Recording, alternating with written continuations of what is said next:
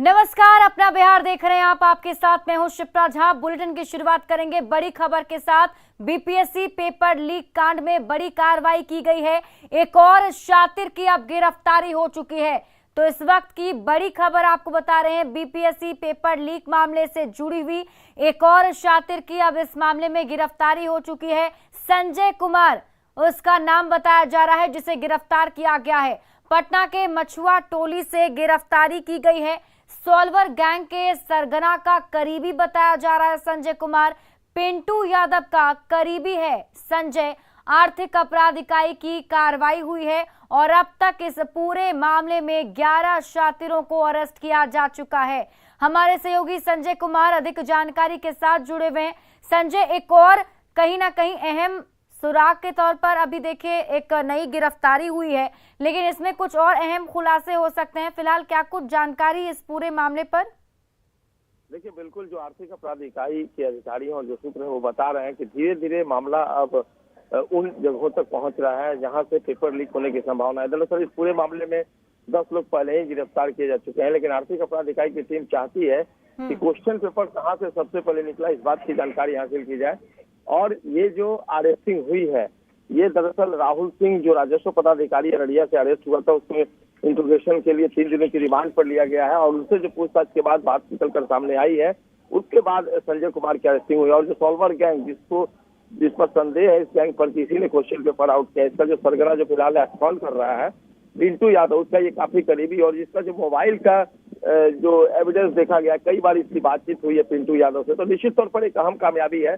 और अभी अरेस्टिंग हुई, आने वाले दिन में इसको रिमांड पर लिया जाएगा और फिर जो गुत्थियां सुलझाने की जो प्रक्रिया चल रही है उसमें इससे भी इंट्रोगेशन की जाएगी। जी, संजय कुमार की गिरफ्तारी जो की गई है, क्या उनके बारे में कुछ और जानकारी मिल पा रही है? ऐसा पहले से कोई ऐसा रिकॉर्ड उनका रहा है? जी देखिए, सॉल्वर गैंग का ये मेंबर बताया जा रहा है और कई प्रतियोगी परीक्षाओं में इसकी संलिप्तता रही। जो मोबाइल का एविडेंस है, पिंटू यादव से ये लगातार संपर्क में रहा था और जो मोबाइल का इसका एविडेंस मिला है, लगातार इसकी बातचीत होती रही और कई बार इसने काम किया है सॉल्वर गैंग के लिए। तो निश्चित तौर पर ये जो गिरफ्तारी है, ये शातिर है, ये सॉल्वर गैंग से जुड़ा हुआ बंदा है और इसकी गिरफ्तारी कई मायनों में महत्वपूर्ण मान रहे हैं आर्थिक अपराध इकाई के अधिकारी, क्योंकि इससे पूछताछ के आधार पर न केवल पिंटू यादव के बारे में पता चलेगा, बल्कि इस बात की भी जानकारी मिलेगी कि क्वेश्चन पेपर सबसे पहले आखिरकार बिहार में कहां से लीक हुआ और कौन से सेंटर। तमाम जो चीजें अभी भी चुनौती बनी हुई है, उनसे मदद मिलने की उम्मीद जताई जा रही है। जी चलिए, बहुत बहुत शुक्रिया तमाम जानकारी के लिए संजय।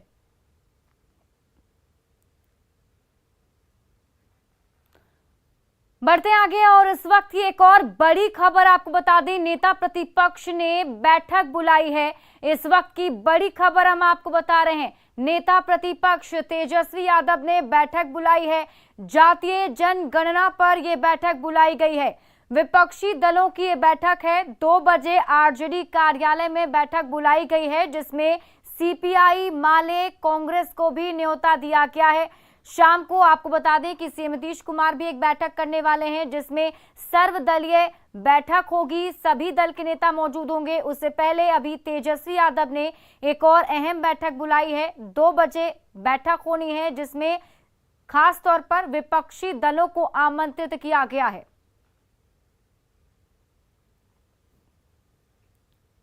और पटना से एक और बड़ी खबर आपको बता दें, जातीय जनगणना पर मंथन होना है आज।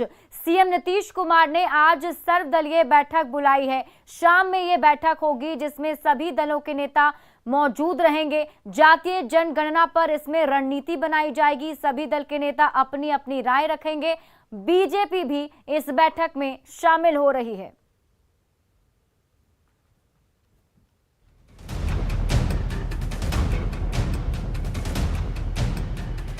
बहुत अच्छा रहेगा। एक बार मीटिंग हो जाएगा, तब मीटिंग हो जाने के बाद सबकी राय हो जाएगी कि कैसे और खूब अच्छे ढंग से किया जाए जातीय जनगणना।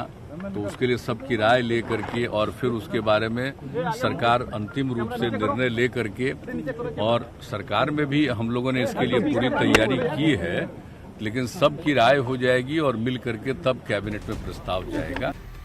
तकरीबन हफ्ते भर पहले नीतीश कुमार ने जातीय जनगणना को लेकर पूरी तस्वीर साफ कर दी थी। अब जातीय जनगणना पर 1 जून को सर्वदलीय बैठक होगी। बुधवार को होने वाली बैठक में सहमति बनने के बाद आगे की रणनीति तय की जाएगी। सभी दलों को, यानी विभिन्न दल जो विधानसभा में जिन दलों का प्रतिनिधित्व है उन सभी को आमंत्रित किया गया है। और जो जैसा सभी लोगों को मालूम है कि यह बैठक जातीय जनगणना कराने से संबंधित है और इसलिए विधानसभा में जिन दलों का प्रतिनिधित्व है उनको बुलाया गया। दरअसल 23 अगस्त 2021 को जातीय जनगणना के मुद्दे पर नीतीश कुमार के नेतृत्व में बिहार के 11 नेताओं के प्रतिनिधि मंडल ने प्रधानमंत्री नरेंद्र मोदी से मुलाकात की थी। तभी ये साफ हो गया था कि राज्य सरकार अपने दम पर जातीय जनगणना करा सकती है। कोरोना और दूसरी वजहों से अब तक सर्वदलीय बैठक नहीं हो पाई थी, लेकिन अब वो घड़ी आ चुकी है। पटना से न्यूज़ 18 के लिए धर्मेंद्र कुमार की रिपोर्ट। तो देखिए, आज का दिन काफी ज्यादा अहम है क्योंकि आज एक सर्वदलीय बैठक होगी। शाम में बैठक बुलाई गई है और जातीय जनगणना को लेकर इस पर बातचीत होगी। हम आपको जातीय जनगणना के पूरे इतिहास के बारे में बताते हैं, एक एक करके वो पूरी जानकारी। सबसे पहले देखिए, 1881 में पहली बार जाति आधारित जनगणना हुई थी। 1931 से पहले हर जनगणना में जाति का आंकड़ा होता था। 1941 की जनगणना में जातियों का आंकड़ा नहीं छपा था। वहीं स्वतंत्र भारत में 1951 से 2011 तक जातीय जनगणना नहीं हुई थी। जनगणना में अनुसूचित जातियों और जनजातियों का एक पूरा डेटा होता है जिसको लेकर ये कराई जाती है। राजनीतिक पार्टियों का इसको लेकर क्या तर्क है, हम आपको वो समझाते हैं। देखिए, विकास के लिए जातीय जनगणना जरूरी है, ऐसा कहना है उनका। जाति के आधार पर विकास की योजनाएं बनाई जाएंगी, ये सभी राजनीतिक पार्टियों का तर्क है। जातीय जनगणना की मांग आखिर क्यों हो रही है, अब आप इसको समझिए। तो जाति क्षेत्रीय पार्टियों के लिए एक प्राणवायु की तरह है। जातीय जनगणना से वोट बैंक का बिल्कुल एक सटीक पता चलता है। वहीं सियासी पार्टियों की सियासी मोर्चेबंदी भी इस तरीके से सटीक हो जाएगी। तो अगर जाति के आधार पर वोट बैंक साधने की रणनीति बनाई जा सकेगी तो इससे उसमें काफी ज्यादा मदद मिल पाएगी और इसलिए ये जातिगत जनगणना की बात सभी दल के नेता कर रहे हैं। अब आपको बताते हैं कि आखिर नीतीश कुमार इस जाति का मुद्दा क्यों उठा रहे हैं। तो जेडीयू के लिए अति पिछड़ा का दांव जो है वो अच्छा साबित हुआ है। महादलित राजनीति के जरिए सीएम नीतीश कुमार और भी ज्यादा मजबूत हुए हैं। 2020 के विधानसभा चुनाव में पार्टी थोड़ी सी कमजोर दिखाई दी थी, तो जातिगत राजनीति के जरिए जेडीयू एक बार फिर से मजबूत हो सकती है और इसलिए नीतीश कुमार भी इस मुद्दे को उठा रहे हैं। अब देखिए, जातीय जनगणना से नुकसान क्या होगा वो भी आपको समझना पड़ेगा। उसके हिसाब से अगर देखें तो जातीय जनगणना से विकास का जो असली मुद्दा है वो गुम हो जाएगा। राजनीतिक पार्टियां सियासी समीकरणों तक ही सीमित होकर रह जाएंगी, मतलब वो जितने भी जाति है उसके आधार पर ही समीकरण बनाएगी। धार्मिक तुष्टीकरण के बाद जातीय तुष्टीकरण को फिर बढ़ावा मिलता जाएगा और जातियों के बीच एक नए मतभेद पैदा हो जाएंगे, नई समस्याएं पैदा हो जाएंगी। जातीय आरक्षण भारत की एक बार फिर से नई समस्या बन जाएगी। तो ये कुछ इसके नुकसान हैं। अब जातीय जनगणना से बीजेपी आखिर क्यों परहेज कर रही है? आपको याद होगा केंद्र सरकार की तरफ से इसमें मना कर दिया गया है, तो इसको समझिए। जातीय जनगणना से पैदा हुई समस्याएं बीजेपी को परेशान करेंगी। जिसकी जितनी हिस्सेदारी है उसकी उतनी भागीदारी को साधना बेहद ही कठिन हो जाएगा। क्षेत्रीय पार्टियां जातियों की मसीहा बन जाएंगी, जिससे बीजेपी को सबसे ज्यादा नुकसान होगा। अब जातीय जनगणना पर कब कब क्या क्या हुआ है उसके बारे में आपको पूरा इतिहास समझाते हैं। देखिए, शुरू में बीजेपी जातीय जनगणना के समर्थन में थी। 2011 के सामाजिक आर्थिक सर्वेक्षण रिपोर्ट जो थे वो सार्वजनिक नहीं किए गए। 2016 में आंकड़ों को जारी नहीं करने का फैसला हुआ। वहीं 2018 की अगर बात करें तो गृह मंत्री राजनाथ सिंह ने जातीय जनगणना का आश्वासन दिया। नीतीश जैसे सहयोगियों के दबाव के बाद भी बीजेपी का इससे इनकार रहा। अभी तक ये सब कुछ हो चुका है। 23 अगस्त 2021 को बिहार के नेताओं ने पीएम मोदी से मुलाकात की थी। सीएम नीतीश कुमार, तेजस्वी यादव, जीतन राम मांझी पीएम मोदी से मिलने के लिए पहुंचे थे। 27 फरवरी 2020 को जातीय जनगणना पर बिहार विधानसभा में प्रस्ताव पारित हुआ था। तो ये सब कुछ घटनाक्रम जो है अब तक हो चुका है और आज अब सर्वदलीय बैठक होगी। बिहार में जातीय जनगणना पर बैठक होनी है और इसमें सीएम नीतीश कुमार की अध्यक्षता में सभी दलों के प्रतिनिधि जो हैं वो जनगणना की रूपरेखा पर आज चर्चा करेंगे और उसके बाद फिर उसे कैबिनेट से मंजूरी दी जाएगी। जातीय जनगणना के पक्ष में नीतीश कुमार जी ने जो काम किए हैं, जो पहल की है, उसको देश की जनता ने देखा है। चाहे वो बिहार विधानमंडल में 2 बार इसके समर्थन में प्रस्ताव पारित करना हो, आदरणीय प्रधानमंत्री जी से शिष्टमंडल के साथ मिलना हो, सर्वदलीय बैठक होनी है आज, या फिर आने वाले समय में बिहार में जातीय जनगणना होना हो। कुछ लोगों में क्रेडिट लेने की होड़ मची हुई है, लेकिन नीतीश कुमार जी ने कभी क्रेडिट की चिंता नहीं की है, हमेशा काम किया है और यही कारण है कि बिहार की जनता नीतीश कुमार जी के काम पर, उनके चेहरे पर विश्वास करती है। जातीय जनगणना को लेकर के आज सर्वदलीय बैठक होने जा रही है। ये बहुप्रतीक्षित बैठक का सारा श्रेय नेता प्रतिपक्ष श्री तेजस्वी यादव जी को जाता है। आदरणीय मुख्यमंत्री नीतीश कुमार जी की अध्यक्षता में ये बैठक होने जा रही है।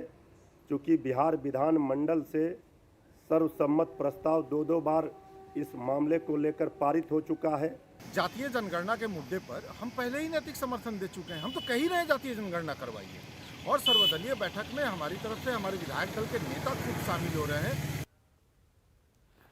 तो जातीय जनगणना को लेकर आज सर्वदलीय बैठक होगी जिसमें बीजेपी भी शिरकत करेगी। प्रदेश कार्य समिति की 2 दिवसीय बैठक में शामिल होने कटिहार आए डिप्टी सीएम तारकिशोर प्रसाद ने कहा कि सर्वदलीय बैठक के बाद इसके आगे की रूपरेखा साफ होगी। बीजेपी की ओर से इस मुद्दे को टालने के आरोप पर उन्होंने कहा कि बीजेपी कोई क्षेत्रीय पार्टी नहीं है, उसे देश भर के हालात पर विचार करते हुए इन परिस्थितियों पर चर्चा करना होता है।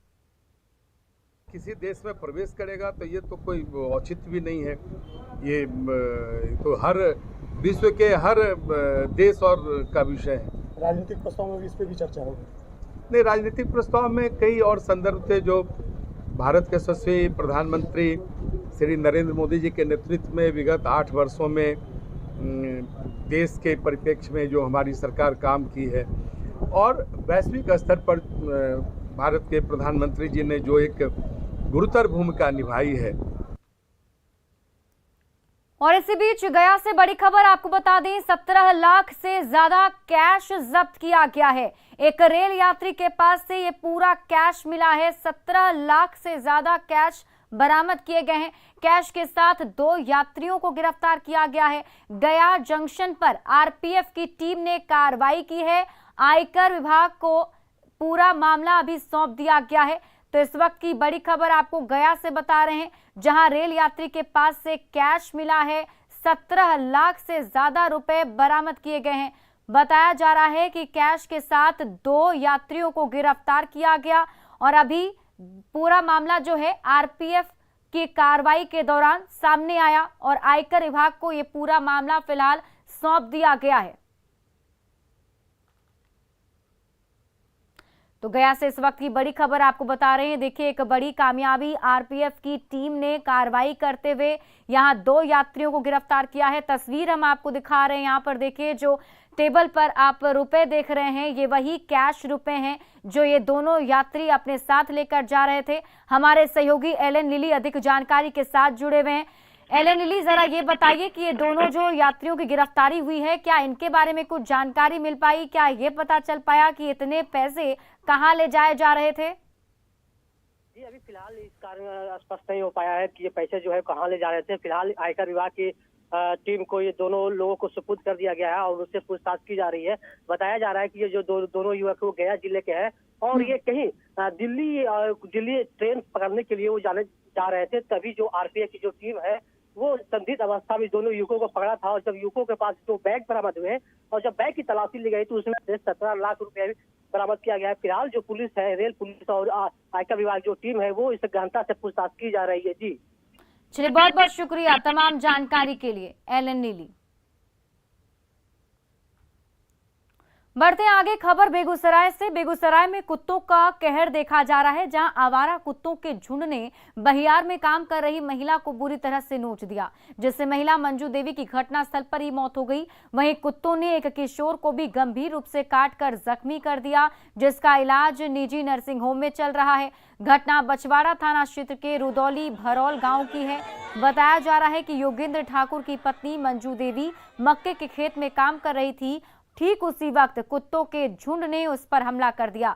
जब तक लोग पहुंचे तब तक कुत्ते महिला को बुरी तरह से घायल कर चुके थे। वहीं थोड़ी दूर जाकर आवारा कुत्तों ने प्रदीप सदा के पुत्र को भी काटकर जख्मी कर दिया है। इस महिला का जब ये आई बकरी छीलने के लिए, उसके बाद इस पे कुत्ता का अटैक हुआ। अटैक होने के बाद पूरा शरीर का मांस खा गया है कुत्ता, जिससे इसका देहांत हो गया है। आज रुदौली में भी एक लड़का के साथ हुआ है, प्रदीप सदा के बेटा के साथ, उसका भी मांस खा गया है। वो सदर अस्पताल में भर्ती है। और आरजेडी में अब लालू युग करीब करीब खत्म हो गया है और अब तेजस्वी युग आ गया है। और ऐसा हम इसलिए कह रहे हैं कि अब तेजस्वी यादव भी आरजेडी के सभी नीतिगत फैसले लेंगे। मंगलवार को विधानमंडल दल की बैठक में एक प्रस्ताव पारित कर तेजस्वी यादव को पार्टी के सभी फैसले लेने के लिए अधिकृत कर दिया गया है। आरजेडी अध्यक्ष लालू प्रसाद की मौजूदगी में हुई बैठक में पार्टी विधायक आलोक मेहता ने यह प्रस्ताव लाया, जिसका सभी विधायकों ने समर्थन किया।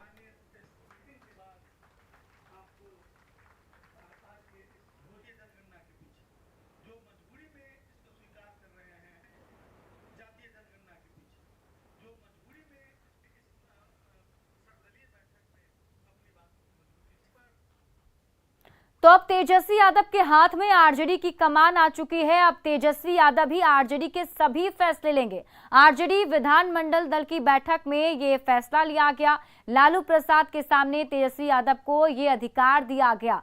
आरजेडी विधायक आलोक मेहता ने इस फैसला जो है पार्टी के दौरान वहां पर वो ये प्रस्ताव लेकर आए थे, और जब सबसे पूछा गया तो पार्टी ने सर्वसम्मति से इस प्रस्ताव को पारित कर दिया। तेजस्वी अब हर फैसले के लिए अधिकृत होंगे। विधानसभा के अंदर या फिर बाहर सभी फैसले तेजस्वी यादव खुद लेंगे। तेजस्वी के फैसलों को सर्वसम्मत भी माना जाएगा।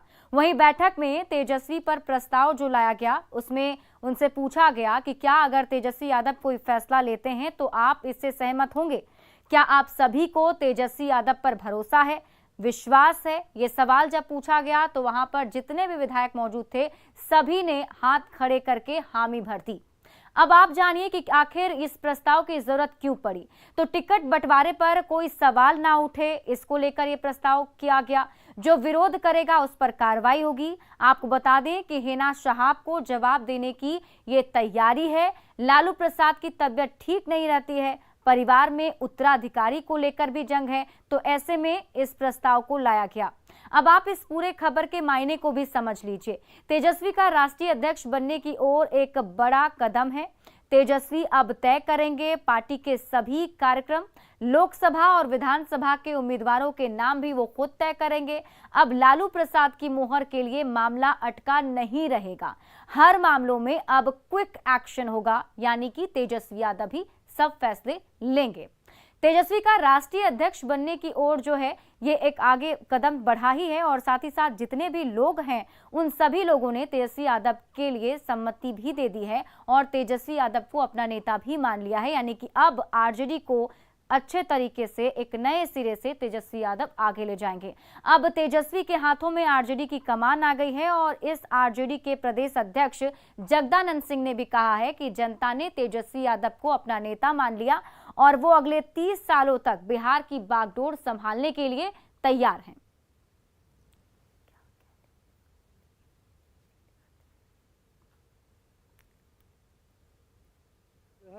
तेजस्वी जी की नेता प्रतिपक्ष विधायक दल की बैठक की अध्यक्षता उन्होंने की और उनको तो नेतृत्व सौंपा जा चुका है जनता का।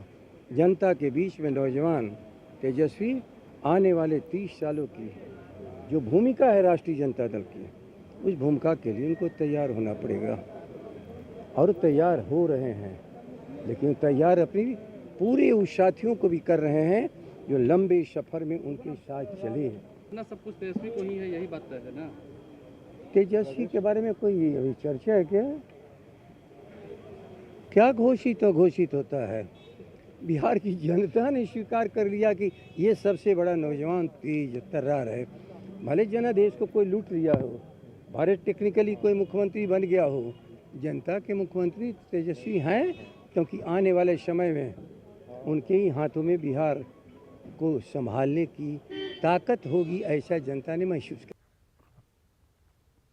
और फिलहाल इस बुलेटिन में अभी के लिए बस इतना ही, लेकिन न्यूज़ 18 बिहार झारखंड पर खबरों का सिलसिला लगातार जारी है।